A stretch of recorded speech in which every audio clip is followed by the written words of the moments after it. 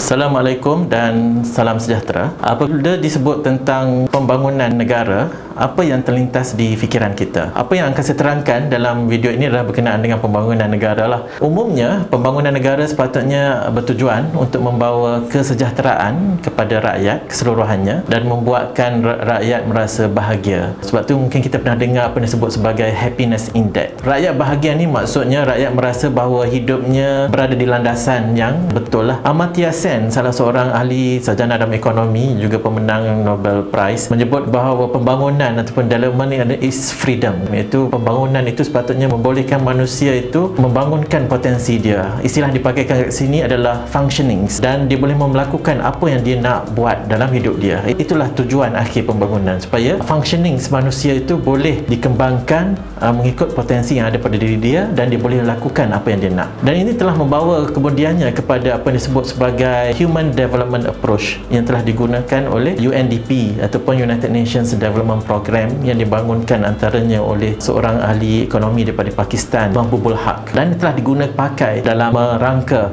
dasar-dasar pembangunan di pelbagai negara, khususnya negara-negara membangun. Pembangunan manusia itu secara lebih holistik dan secara lebih menyeluruh. Awalnya fokus pembangunan biasanya adalah untuk membasmi kemiskinan lah, terutamanya bagi negara-negara membangun seperti Malaysia, dan menyediakan infrastruktur untuk membolehkan rakyat mempunyai akses kepada kemudahan-kemudahan yang asas. Contohnya bina jalan, menyediakan elektrik ke rumah-rumah di pedalaman dan juga di seluruh negara, membolehkan ada akses kepada air yang bersih, mendirikan sekolah supaya anak-anak generasi muda dapat pendidikan yang baik, membangunkan klinik, hospital dan lain-lain. Dan bagi negara kita, Malaysia khususnya, dasar pembangunan negara yang banyak mencorak kita, yang mungkin kita biasa selalu dengar adalah DEB ataupun Dasar Ekonomi Baru daripada tahun 1970 hingga 20 tahun sehingga tahun 1990, yang antara lainnya adalah bertujuan untuk menaik taraf sosioekonomi rakyat supaya rakyat dapat nikmati kemakmuran negara ini tanpa mengira kaum ataupun agama. Khususnya dalam DEB diberi penekanan mungkin tentang untuk menaikkan taraf sosioekonomi kumpulan Bumiputera. Selepas berakhirnya dari DEB, kita ada apa disebut sebagai Wawasan 2020 yang berakhir pada tahun ini, dan kini pula kita ada apa yang disebut sebagai Wawasan Kemakmuran Bersama yang merupakan 2030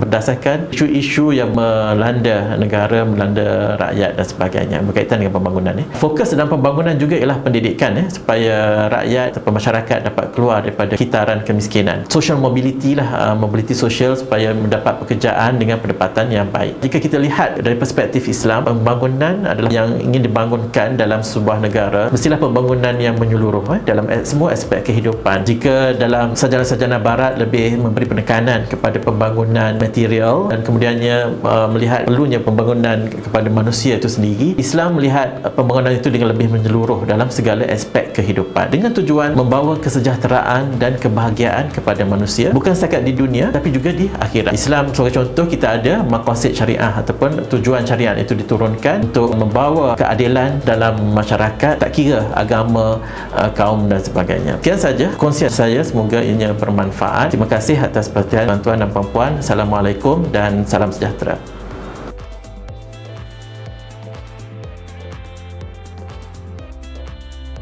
Bersama membina masyarakat.